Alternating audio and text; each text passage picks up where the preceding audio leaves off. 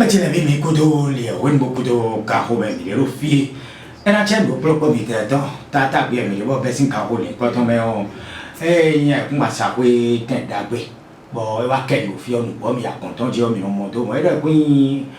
aku amu kerja aku, aku meo macam ni dia pun ada tinta tak. Apa soal itu tu, tadi mobil aku korporasi tu korporasi besar, firma rakyat itu apa yang sungai lepas. Jiu ke tu, aku suka kalau peluk mi dia tu, orang dia kudo dia. Jiu na dogbe no akilo pẹ̀lú to na dogbe ro sun jiu ga ni kudo azoto e bu dogbe na lesan bu dogbe to bi to sile bu dogbe nu innocent agba lo ni kudo azoton Dani Immobilier Corporation Sale Habitat pour tous. Aussi, je vous recommande d'agir tout vite aussi les filles. Et ouais, c'est centre domaine où ouais. Beaucoup de titres fonciers, ouais, tout ici mettre au niveau. Mais on va former de Dani Immobilier Corporation Sale. À moi, nous allons dire bon pour le béton tout vite aussi les. Mais c'est là des gens qui y est dit. Et ouais, c'est centre 350 000. Fio éco de titres fonciers. Nous allons nous mettre au maillon. Et bleu Tchakia Fordé quand on prend. Arrête Tchakia Fordé quand on prend. Dentro d'un propriétaire de Dani Immobilier Corporation Sale. Ils centre fio Hongkong Kanji. Et il y a d'autres écoles primaires publiques. Wadi tu ici mettre au niveau. Malet toujours me dit. Ces centres Tchakia Fordé quand on prend. Il y a beaucoup de 350 000. Fio Hongkong Kanji. Et quand les d'autres titres fonciers à Zonobo. Et que d'autres TF. Nous y a le TF titres fonciers et que à Zonobo. Wadi tu ici mettre au niveau. Et il y a d'autres écoles primaires publiques. Kanji. Tori azowe kada na bio tori azowe kada Tchakia Fordé quand on ban yogo do 350 000 toi avec 350 000 dentro di bois de Dani Immobilier Corporation Sale a ko propriétaire tori azowe kada mais les pivots tori azowe kada ko 350 000 ko propriétaire majire au fiolebo et ya do arrondissement au Ganji et ya do arrondissement tori azowe kada 350 000 fi ya do arrondissement Waswa 4 fi do arrondissement pa ko wale tu si metcho au niveau ça vit 500 000 francs le maternité au bout de finir préparer ça vit 500 000 francs. Pau quartier Hunjaba. Pau de adje Pau en le école primaire publique Hunjaba. A Dieu école do pour domaine militaire mo le fini. Domaine eni okado titre foncier. Wadi tu ici metcho enibo. Mundo Pau Hunjaba. Domaine au titre foncier. Zetango Jevier domaine le sous titre foncier à Zonobo et do école primaire publique Wezé au l'église catholique au côté de fini pepe. Zetango Jevier domaine au cours TF et do école primaire au public Wezéton pour l'église catholique peut-être définir peuple ou aller tout ici mettre au niveau secours il y a Dieu c'est donc à commencer secours le venez il y a dire au secours à mon lycée agricole me dit de secours vont des quand au lycée zé vont comme à mon école primaire publique au secours donc Dieu école de domaine médiaton à mon venez secours fier le puis au alada il y a notre tribunal organji va secours et au goudron tout fier le puis au Tori c'est je pas peuple wida séminaire singaro pas peuple domaine à mon les tous pour dire tout vite aussi donc Tchakia Fordé quand on prend des trucs de l'école propriétaire de Dani Immobilier Corporation Sale ces centres fioko le titre foncier wadi tu ici metcho au niveau yo beaucoup même 350 000 Tchakia Fordé quand on prend ces centres fioko le titre foncier wadi tu ici mais zolo pocho au niveau mais que c'est film na plawi Tori azoko kada 350 000 et il y a l'arrondissement Gandhi. Ndi on a pris tout vite aussi le domaine de sa vie des milliards. Huissier de justice au bas de l'ancho des milliers aussi ça. Bon il y a quoi tu vois noter na bleu oui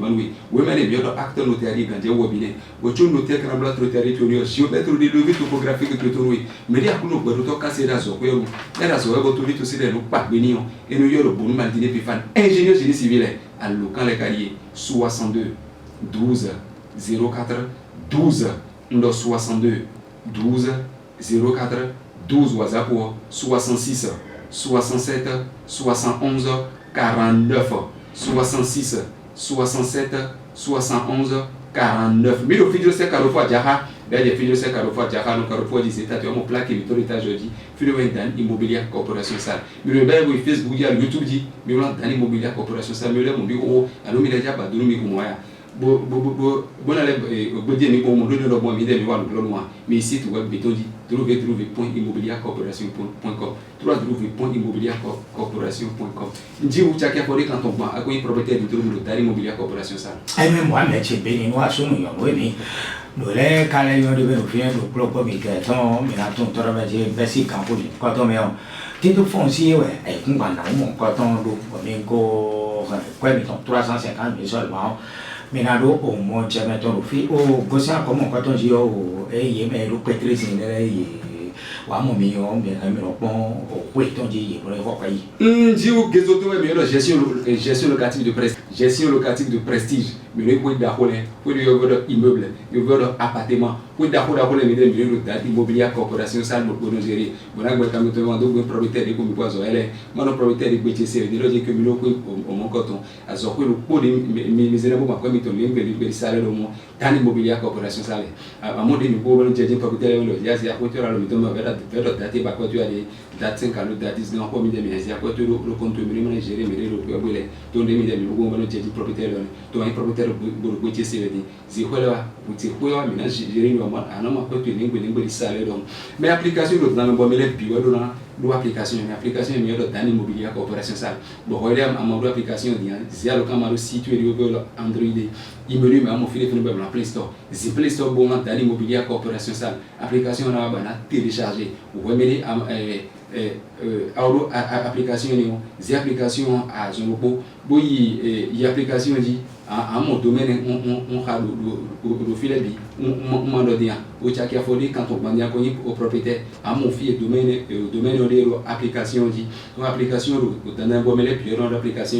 il y a quand une application à ce niveau de meilleur dans l'immobilier corporation ça la automobile attention besoin bonava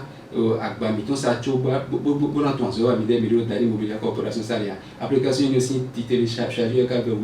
ou des bois zéro camaro situé le vers Android il me mon fil fini ba dans Play Store c'est Play Store bon dans l'immobilier corporation ça application na wa intro de bana télécharger ndiou amona le flint to vite aussi les dotia qui a fondé quand on bande intro de un propriétaire de dans l'immobilier corporation ça domaine au cas du titre foncier ou a dit ici métier et niveau ces centres fio unukun kanji et ya do école primaire publique ou a dit ici métier et niveau soit membre fille à l'école primaire publique au Gandhi vidéo sur ton science même ko wa ko isando eligible au ballon roya et quand les bonnes nous dit que fio au titre foncier ou a dit ici métier et niveau ces centres fio au Gandhi na biwe 350 000 anomu be mito me bloc qui a fondé quand on ban 350 000 fio au Gandhi mais go si fino bi na wa yi tori azo e kada 350 000 à Wattori Azor Kara en 350 000 à quoi propriétaire au filet de au-dessous Tori Azor Kara 350 000 et il y a l'arrondissement au Gandhi ça vit 500 000 maternité au Boudo Pau EPP et il y a deux écoles primaires publiques au Ndiabaton filet de sous le titre foncier Z Tambout au Djavi et au titre au foncier Sekou et des au Zédo au Sekou de Fénin des à Sekou à mon lycée agricole métier de Sekou à Zé vont pour mon école primaire au public à Dieu école de mon domaine au milieu à mon fin fait le bureau comme à la d'ailleurs au tribunal au Gandhi Vaseko et à l'autre Goudron au Gandhi Toriga au COG Wida Sémines au Sénégal au domaine on est Z centre 350 000 tchaki affolé au canton ban domaine au code TF ou aller tuer métier au niveau mundo Z centre 350 000 ou aller tuer métier au niveau domaine au TF à Zonoko Bokaya école primaire au public Tori Azor et Kara 350 000 tchaki affolé au canton ban mais le vidéo c'est Carrefour Jaha il des vidéos c'est Carrefour Jaha no Carrefour disait à mon plaque qui me étage jeudi phénomène dans immobilier corporation Stan à local est 62 12 04 12 numéro 62 12 04 12 WhatsApp 66 67 71 49 ndiou oh monsieur béni na so no we bi e we don so ko kamo fia mo na ko chi to Alessandro a jabu chi u be ni no mo e we